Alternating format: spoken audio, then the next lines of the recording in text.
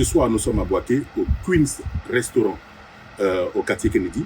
Et nous recevons un monsieur, oui, un grand formateur. Il a été footballeur de son état. Il va se présenter et puis on aura un entretien. Bonsoir, monsieur. Bonsoir, monsieur. C'est quel nom, s'il vous plaît? Abdoul Kader. Abdoul Kader, ancien footballeur ivoirien. Parlez-nous un peu de vous. Bon, il n'y a pas grand-chose à dire, seulement que juste après le bac en 2008, au lycée à Boaké, au lycée Nimbo, j'ai décidé de prendre le football par l'école. En fait, c'est que j'ai toujours voulu faire, le football. Seulement que le vieux voulait que je parte à la gendarmerie. Mais moi, j'ai opté pour le football. J'ai fait ma première saison. Tu ne voulais pas faire la guerre? Non, loin de là. Et j'ai fait ma première saison à Guinée-Conakry en 2008 avec le Stade de la vie en première division.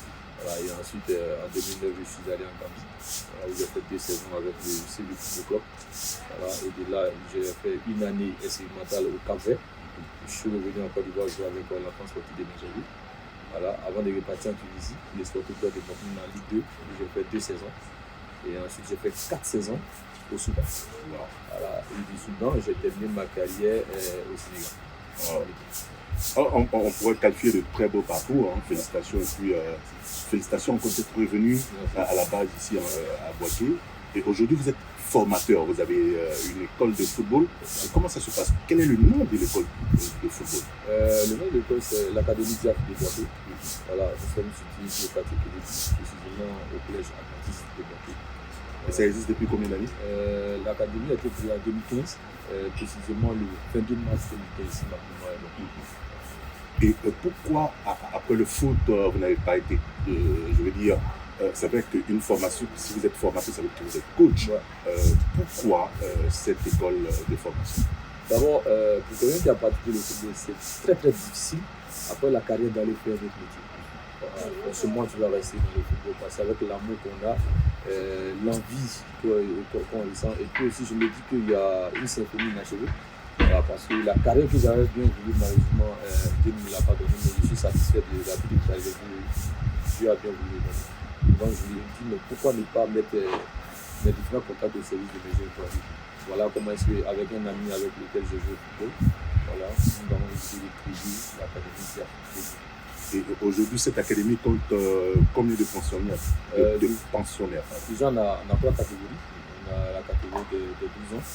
Et on a la catégorie de 16 ans et la catégorie de 18 ans. Ça se passe bien? Oui, ça se passe bien, ça se passe très très bien. Déjà, il faut dire que moi, après ma carrière footballistique, j'ai fait une formation en management sportif. Voilà, c'est ça un peu ma passion. Et après, je suis allé passer mes diplômes d'entraîneur. D'abord, j'ai eu une licence D. Et après la licence D, j'ai eu un diplôme en coaching mental action football.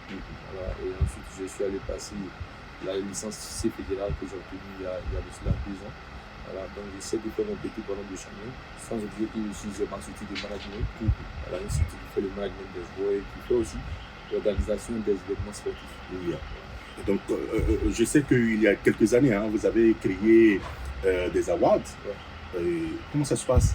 Déjà, vous êtes à quelle édition? Ça se passe très bien. Nous avons fait la 10e édition l'année passée. Cette année, ça sera la 3e édition. Il faut dire que je suis parti du modèle du ballon d'or africain. Voilà, j'ai été inspiré un jour, j'étais assis là comme ça m'est venu à l'idée de faire un peu, comme on le dit dans notre jargon, l'atalakou, voilà, des joueurs du centre-nord. Parce que j'ai remarqué que tout était concentré sur Boaké. Et je suis à Abidjan, voilà, pendant que dans tous les clubs ivoiriens, on trouvait un enfant de Boaké. Donc je me dis, mais pourquoi ne pas faire la promotion du football du centre-nord? C'est-à-dire de Yamoussoukro, Boaké, Daloa, Man, jusqu'à Korogo ou Dineo. Pourquoi ne pas célébrer ces jeunes-là, ces jeunes qui sont un peu dans l'amateurisme, qui sont un peu couverts, disons, par l'obscurité? Pourquoi ne pas les sortir? Parce qu'en football, c'est la communication qui paye. Oui. Voilà, en football, même le plus mauvais joueur, en tout cas, il y a une bonne communication autour de lui. Donc voilà comment l'idée est venue de créer les awards, pour essayer de magnifier. D'abord, dans un premier temps, les enfants de Boaké qui sont ici dans les championnats ivoiriens et ceux aussi qui sont à l'extérieur. Voilà un peu l'idée des awards. Et aujourd'hui, pour des enfants, par exemple, qui veulent intégrer cette école, comment est-ce que ça se passe? Déjà, la porte est ouverte et la première condition à remplir, c'est l'école. Voilà, il faut aller à l'école. Parce qu'il y a plusieurs jeunes aujourd'hui qui ont tendance à abandonner les études pour le football, ce qui n'est pas normal. Imaginez-vous un seul instant que moi je n'étais pas parti à l'école. Comment j'allais pouvoir m'exprimer vis-à-vis de lui? Effectivement. C'est pas possible. Parce qu'après le football, il y a disons, il y a une autre vie. Et cette vie-là, il faut pouvoir la préparer. Même si on a assez d'argent dans le football, mais on aura forcément besoin de l'éducation. Oui, et même quand tu ne vas pas à l'école, comment est-ce que tu peux signer des contrats? Oui. Donc c'est très important Voilà. de pouvoir allier école et football. Exactement. Parce qu'il y a plein de gens qui se sont fait arnaquer comme ça parce qu'ils ne savaient pas lire. Je vais vous expliquer une histoire.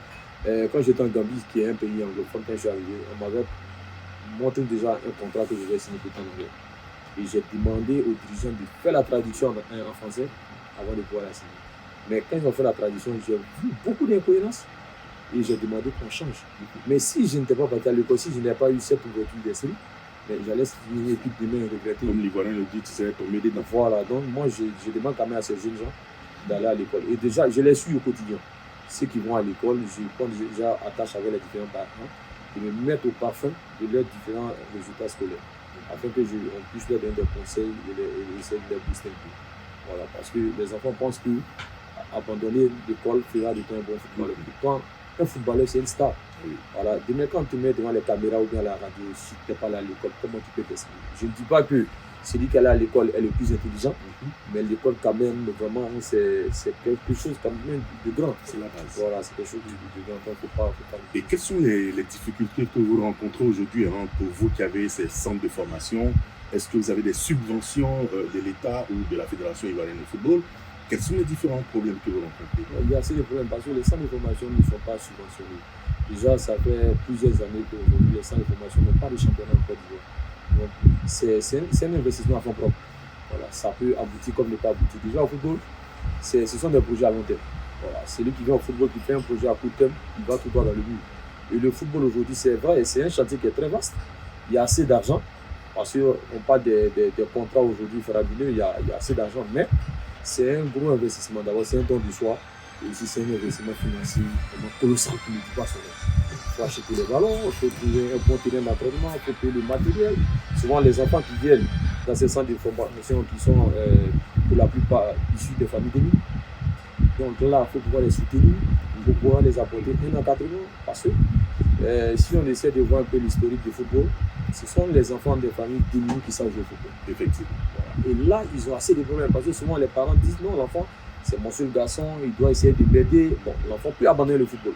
Et là, il faut trouver les moyens pour aller convaincre les parents de laisser l'enfant jouer au football. Parce que quand même, on croit au talent de ses enfants. Et ce qui est regrettable, c'est que quand ces enfants réussissent, ses parents oublient le rôle clé que le formateur a joué. Et on essaie de fermer carrément le formateur pour ne pas qu'il ait accès à l'enfant. Ce qui est regrettable. Mais déjà, nous, on est heureux de participer déjà à l'émancipation de cet enfant-là et d'avoir participé à sa réussite. Parce que grâce à Dieu, grâce à nous quand même, il sort sa famille de la pauvreté. Et donc, regardez la caméra et puis lancer un appel à la Fédération ivoirienne de football, au gouvernement ivoirien, pour que ces entités-là puissent revenir en aide. Bon, l'appel que je peux lancer d'abord sur le côté de la fédération, c'est d'essayer de relancer le championnat des centres de formation. Alors, parce que ce sont les centres de formation aujourd'hui qui alimentent nos différentes équipes nationales et nos différents championnats ici en Côte d'Ivoire. Maintenant, côté État, c'est s'adresser maintenant aux élus locaux parce que l'État ne peut pas subventionner les centres de formation. Il y a une multitude de centres de formation dans ces pays, donc l'État ne peut pas se permettre de les financer. On peut se baser sur des aides personnelles qui viennent de personnes de bonne volonté qui sont passionnés de football. Voilà, même que ce soit 10 ballons, 5 ballons, des maillots, bien des chasubles. Nous sommes preneurs. Voilà. Donc vraiment, c'est cet appel-là que je vais lancer à nos grands frères qui sont passionnés de football. Et même ceux qui ne sont pas passionnés de football, de vraiment nous accompagner, de nous aider parce que aussi nous faisons l'encadrement des jeux. Parce que ces enfants qui viennent dans les centres de formation, on les sort quand même de l'alcool, de la drogue, du vol que nous donnons. On participe aussi à l'encadrement de ces jeunes-là. Donc je pense que ces grands frères-là, s'ils sont vraiment intéressés par l'éducation de nos petits frères, ils doivent quand même pouvoir nous soutenir. Ok, donc Fofana, nous sommes à la fin de notre entretien. Quel est votre dernier mot? D'abord, déjà, le dernier mot, c'est de vous dire merci. Alors, merci de m'avoir accordé cette interview-là. Et puis déjà dit à tous ces gars qui rêvent de devenir footballeur professionnel un jour, et leur dit que le métier n'est pas facile. Il ne faudrait pas qu'ils s'assiedent dans les salons aller prendre des poulets, les tuer à chaque carrefour, aller casser des œufs, faire des sacrifices. Non. Moi, je pense que le football, c'est le travail, c'est la prière. Il faut confiance aussi au destin. Parce que quand Dieu dit que tu seras footballeur professionnel, tu peux rester chez toi à domicile et que tu seras footballeur professionnel. Mais déjà, c'est les objectifs là à travailler. Et quand il décide d'être footballeur, il faut qu'il fasse d'abord un investissement sur eux-mêmes des personnes. Parce que je ne peux pas comprendre que quelqu'un dise que je vais être footballeur et il n'a même pas le minimum qui est la paix de mal. Il n'a même pas un passeport, qui attend toujours les aides d'ailleurs. Bon, les aides peuvent venir, mais si toi-même tu n'étais pas, personne ne t'aidera. Oui. Voilà. Donc on ne se lève pas quand du jour au lendemain pour être footballeur professionnel. Il y a des étapes à franchir. Un tel s'élève aujourd'hui, je vais aller en Europe, je vais aller ici, je vais aller. Non. Le footballeur, ce n'est pas un aventurier. Donc je pense qu'ils doivent aller par le meilleur canal. Il faut jouer. Ici en Côte d'Ivoire, nous avons la chance d'avoir même 5 championnats. Il y a la division régionale, il y a la D3, il y a la Ligue 2, il y a la Ligue 1. Je pense que quand on a le talent et qu'on joue dans l'un de ces championnats, on peut avoir la chance de pouvoir partir en Europe. Donc c'est le seul conseil que je peux donner. Alors, la Côte d'Ivoire affronte dans quelques heures l'équipe du Mali, ici à Bouaké, et nous sommes là pour cet événement. À votre avis, comment les Ivoiriens devront ou devraient aborder un tel match pour pouvoir venir à bout du Mali? Bon, déjà, il faut dire que là où nous sommes arrivés, il n'y a pas d'état d'âme. Voilà, c'est des matchs à élimination directe. Nous avons dépassé déjà la phase de poule. Il n'y a pas de calcul à faire. Il faut jouer le match après. Il faut tout donner parce que si vous remarquez bien, il n'y a pas de petites équipes. Pour la première fois de l'histoire de la CAN, on a vu qu'après la première partie du championnat, on a vu au moins 89 buts. Voilà, cela veut dire déjà que le football africain a évolué et le football même est devenu moderne. Donc aujourd'hui, il n'y a plus de petites équipes, il n'y a pas de statistiques, il n'y a pas d'histoire. Il faut jouer le match à fond, il faut jouer le match très bien. Je pense que l'équipe de la Côte d'Ivoire sort d'une période un peu difficile. Comme on le dit, Cabrimo n'a pas peur de couteau, donc il va falloir que mettre quand même tout dans la balance parce que c'est tout un peu qui est derrière cette équipe-là. Et aussi, je tiens à tirer mon chapeau au coach Fayet et au coach Guy Demel qui font actuellement vraiment un super boulot. C'est pas facile. Tout ce qu'on peut faire, c'est de les soutenir et puis vraiment leur souhaiter bonne chance. Mais je dis, ça sera un match de garçons. La CAN se remporte avec des garçons, avec des hommes. Tant qu'on va mouiller le maillot sur le terrain, je pense que le bon Dieu pourra donner la joie au Côte d'Ivoire. Alors, merci beaucoup, Monsieur Fofana Kader. Vous êtes formateur, ancien footballeur ivoirien. Alors, chers téléspectateurs d'Afrique Sol Pro TV et de cette télévision partenaire, nous avons été très heureux de partager ces bons moments avec vous. Restez scotchés sur Afrique Sol Pro TV. Je vous aime.